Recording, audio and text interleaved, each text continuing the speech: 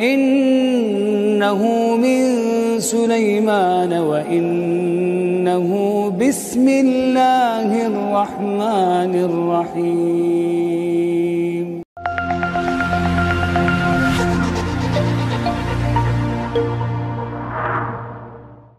Jenis amalannya sudah saya sebutkan. Bahkan saya pernah datangkan ke sini kitab Hadratus Syekh Muhammad Hashim bin Ash'ari, pendiri Nahdlatul Ulama, tanggal 31 Januari tahun 1926. Beliau menulis kitab, salah satunya, kitab keduanya, Risalah Ahlus Sunnah wal Jamaah. Dalam kitab itu dituliskan beberapa bagian-bagian yang bisa menghadirkan kesesatan, bahkan dekat dengan kemusyrikan. Ya, maaf, perdukunan, ini bagian dari kemusyrikan. Hati-hati. Dan sekarang namanya sudah mulai keren. Ya, karena sekarang kemaksiatan ditampilkan dengan nama-nama yang indah untuk mengurangi nilai-nilai keburukan yang ada di dalamnya. Makanya saya sarankan pada Anda, kalau ada perbuatan-perbuatan maksiat yang buruk, jangan ditoleransi dengan nama yang baik. Sehingga keburukannya tidak berkurang di situ. Contoh, maaf ya, maaf. Dulu, homo, sebutannya homo saja. Nggak ada LGBT. Silakan cek. Begitu disingkat jadi LGBT, kayaknya makin halus gitu. Padahal bahasa padanannya homo juga. Coba antum pilih mana? Disebut homo atau LGBT? Hah? Ayo, yang pilih homo angkat tangan. Yang LGBT angkat tangan. Ada yang angkat satu di belakang. Masya Allah. Persoalan orang sekarang, keburukan itu seakan menjadi ditoleransi karena kalimat-kalimatnya diringankan. Makanya jangan pernah menurunkan kualitas keburukan dengan memberikan istilah yang seakan itu mulia. Bahkan Anda tidak mensingkatannya. Apa itu LGBT? Itu kan penyakit, teman-teman sekalian. Kembalikan lagi, koruptor misalnya. Itu seakan-akan tidak terasa. Dulu, maaf ya, kalimat-kalimat perempuan-perempuan yang mencari pria-pria yang kurang baik di malam hari, itu kalimatnya itu jelas. Begitu disebutkan, dia tidak ingin mendapatkan nama itu. Maaf, dalam tanda petik misalnya, maaf ya, maaf, saya tidak bisa mengucapkan karena itu di masjid, ya. Baik, itulah kalimatnya begitu, ya. Baik. Sekarang berubah, lisan saya nggak bisa ucapkan gitu. Sekarang berubah jadi kupu-kupu malam. Bayangkan, kupu-kupu malam. Dan yang salah kupu-kupu, gitu kan? Ya. Dan hebatnya, diangkat jadi pekerja seksual. Pekerja, itu pekerja komersial lagi, dikomersilkan. Pekerja seks komersial. Itu kan jadi luar biasa, seakan-akan itu bagian dari pekerjaan. Padahal kan maksiat. Silakan cek. Dan hebatnya yang disalahkan adalah pihak yang lain, bahkan hewan. Ini yang disalahkan kupu-kupu. Laki-lakinya bahkan disalahkan buaya. Ya, ada buaya darat. Masya Allah. Ya, itu kadang-kadang manusia lah seperti itu. Jadi maaf, kalau ada perbuatan yang buruk, jangan diberikan nama-nama spesial. Seakan-akan dengan nama itu kadarnya jadi berkurang. Dukun, sebut dukun. Jangan angkat paranormal. Guru spiritual. Spiritual. Kemudian didandani, gitu kan? Masya Allah. Kadang dandanan lebih hebat daripada kiai. Masya, pakai jubah, pakai imamah. Di jubah lebih panjang daripada Batman kadang-kadang. Udah, dukun, selesai. Kalau ada sinyal-sinyal keburukan dari itu, tinggalkan. Ya. Bahkan menjauhkan Anda dari syariat Allah Subhanahu wa taala, tinggalkan. Awas, hati-hati. Zaman Nabi sudah ada.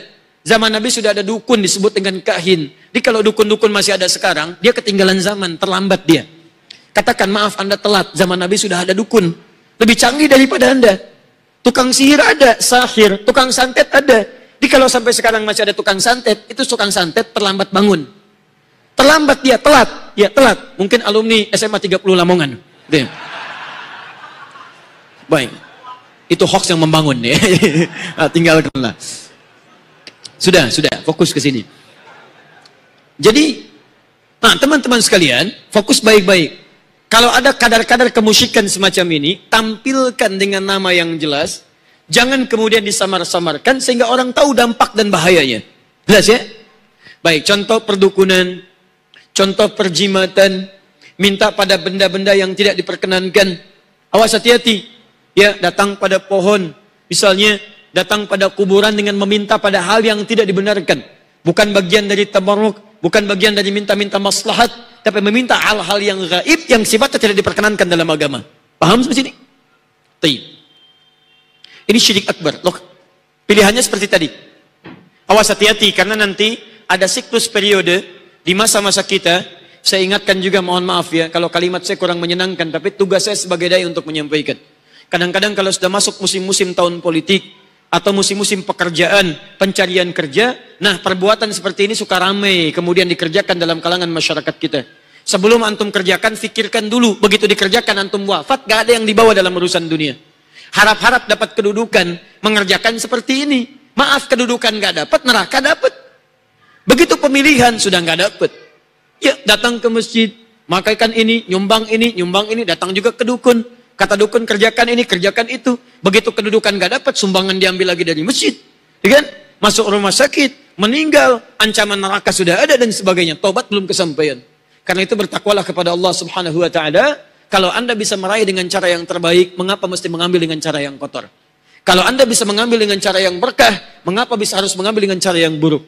Saya berikan wasiat, maksudnya pesan yang kuat. Juga saya berikan pesan khusus kepada teman-teman. Kalau Anda ingin menginginkan kedudukan, menginginkan materi, Allah sudah menjamin dalam Al-Quran bahwa penentu materi dan kedudukan itu hanya Allah Subhanahu wa taala. Kedudukan ada di Quran surah ketiga ayat ke-26. Materi misalnya di Quran surah ke-51 ayat ke-22. Ada janjinya diberikan kepada kita semua di Quran surah ke-62 ayat ke-11. Karena yang punya kedudukan Allah, yang punya materi Allah, yang punya ilmu Allah, saran saya daripada Anda cari sekutu-sekutu selain Allah, lebih baik Anda mendekat kepada Allah Subhanahu wa taala. Dekati Allah, kerjakan hukum Allah. Ketika Allah didekati oleh Anda, maka Anda akan diberikan oleh Allah Subhanahu wa taala karunia yang Anda mohonkan kepada Allah Subhanahu wa taala. Ada seseorang, maaf ya, punya uang banyak, Anda ingin minjam, otomatis Anda datangi dia untuk meminjam uangnya. Sekarang yang punya uang Allah, yang punya kedudukan Allah, yang punya kesembuhan Allah, yang punya harta Allah. Persoalannya, logika sederhananya, kenapa Anda tidak datangi Allah meminta kepadanya? Selesai. Hati-hati dengan jenis syirik akbar yang hadir di dunia kontemporer sekarang ini. Jadi sekarang ada syirik akbar dalam masa-masa kontemporer, syirik kontemporer. Ada yang masuk pada acara televisi. Ya saya mohon Bapak Ibu, tolong diawasi tontonan anak-anak kita. Karena saya pernah mendapatkan laporan, ada film anak-anak juga yang menghadirkan konsep ketuhanan dalam agama lain. Kemudian setelah itu ditampilkan yang diinteraksikan dengan ibadah-ibadah umat Islam. Umat Islam sedang menunaikan Idul Fitri, ada gangguan tidak selesai-selesai, tiba-tiba ada yang ditugaskan oleh Tuhan di agama lain, datang memadamkan api, menyelesaikan masalah. Sehingga dengan itu anak-anak kita menyimpulkan bahwa ada Tuhan lain selain Allah Subhanahu wa taala. Ada kekuatan lain di luar kekuatan Allah yang diyakini oleh agama atau kepercayaan yang lain. Maka yang seperti ini pun bagian dari hal-hal yang harus kita hindari. Dan antum akan ditanya di hadapan Allah Subhanahu wa taala. Ada buku-buku yang dengan buku-buku itu antum mesti awasi. Jika ada nuansa-nuansa mendekatkan kepada syirik-syirik, maka itu hal-hal yang harus tawaspadai. Dan ada pemikiran, ini yang paling bahaya. Yang paling bahaya, pemikiran sepilis, sekularis, ya, pluralisme dan liberalisme. Pluralisme itu yang paling bahaya. Itu syirik paling kontemporer dengan ungkapan-ungkapan yang luar biasa yang menghadirkan kepada kita dengan kemasan-kemasan yang indah. Semua agama adalah sama, menuju pada Tuhan yang sama. Cuman caranya beda-beda. Sekali lagi, ajaran yang demikian itu masuk, saya katakan dengan tegas, masuk ajaran kategori syirik kontemporer. Syirik kontemporer. Karena mengakui ada Tuhan di luar Allah Subhanahu wa taala, ada agama di luar Islam, yang dengan itu dihadirkan keyakinan bahwa menuju Allah itu melalui konsep berbeda-beda, bahkan konsep kesyirikan. Itu yang paling bahaya. Ingat ya, negara kita melindungi konsep keberagamaan. Sekalipun negara kita bukan negara agama, tapi melindungi konsep keberagamaan.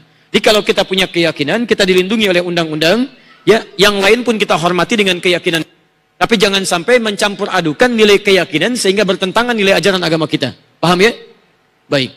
Jadi kalau ada yang mengajak agen-agen pluralisme, sesungguhnya tegas kalimat saya, itu adalah agen-agen kesyirikan kontemporer. Hati-hati dengan mereka, karena lisan mereka bisa mengantarkan Anda kepada hal-hal konsekuensi yang telah kami sebutkan tadi. Paham ya? Perdukunan dengan segala namanya pun masuk kemudian ke acara televisi, dengan nama-nama yang bermacam-macam, nama-nama yang indah-indah. Ada kiai, ada ustadz, ada macam-macam, bahkan banyak hal yang indah-indah dengan tampilan yang beda-beda. Anda kelihatan dari alisnya, kemungkinan Anda senang makan kue. Ya, misal itu kan, kuenya begini-begini, itu bisa menghadirkan aura yang negatif. Ya, sampai wajah Anda kayaknya perlu diperbaiki. Misal gitu ya. Nah, itu yang seperti itu juga bagian hal-hal yang menghadirkan kesyirikan. Hati-hati, puncak-puncaknya nanti potong kerbau, potong ini, potong itu. Datang Anda, kerjakan ini, kerjakan itu. Ujung-ujungnya kata Quran, maka orang seperti itu besar kemungkinan minta bantuan dari jin. Ya, Quran surah ke-72 ayat yang ke-6. Ya, awas, wa annahu kana rijalu minal insi ya'udzuuna birijali minal jinni. Awas, ada sebagian dari manusia itu minta bantuan kepada jin dan tidak menambah kepada mereka kecuali kerugian. Baik. Kemudian bagian kedua, bonus, sebentar saya berikan bonus. Bonus sebelum bagian yang kedua, Anda mesti bedakan antara karamah dengan praktek perdukunan. Pernah dengar karamah? Apa bedanya karamah dengan mukjizat?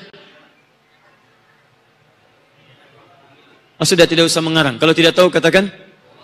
Ya, gini, kalau mukjizat itu karunia yang Allah anugerahkan pada para nabi dan rasul dan sifatnya harus ditampakkan, diinformasikan, ditampilkan sebagai bukti kenabian dan kerasulan yang dimaksudkan.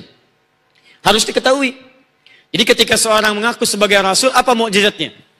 Makanya ketika Allah utus seorang rasul, disertakan dengan kerasulan itu, misi kerasulannya, mukjizat yang menguatkan kerasulannya. Nabi Muhammad punya mukjizat sallallahu alaihi wasallam. Nabi Isa disebutkan mukjizatnya. Nabi Musa disebutkan mukjizatnya. Nabi Saleh disebutkan mukjizatnya. Jadi mukjizat mesti ditampakkan li ifadatil i'jaz, untuk memberikan maslahat, melemahkan orang yang akan menolak misi kerasulannya. Tapi kalau karamah itu diberikan oleh Allah Subhanahu wa taala pada hamba yang saleh, dia bukan masuk kategori nabi, bukan pula rasul, dan tidak ditampakkan oleh yang bersangkutan. Uniknya diketahui kadang-kadang setelah yang bersangkutan wafat, baru ketahuan karamahnya. Jadi dia tidak pasang papan iklan. Hati-hati, misal dia pasang iklan dari Sabang sampai Merauke, gitu kan? Buka praktek dalam 24 jam, kecuali malam misalnya kan? Misal gitu, dia turunkan kalimat-kalimat, dia buka misalnya prakteknya, atau dia tidak buka praktek, tapi aksinya direkam, pasang di YouTube, ya kan? Begini, ceklik, pasang, ya, dan sebagainya. Karamah tidak demikian. Ya, apa bukti Anda karamah? Saya bisa sholat di atas sungai, masya Allah, bentangkan sajadah. Ya, berdiri, iya, ruku, iya, begitu sujud, cebur, gitu kan? Dan sebagainya. Misal, sajadahnya kurang panjang, gitu kan? Dia sholat di batu, ngambang di air, tapi kurang panjang.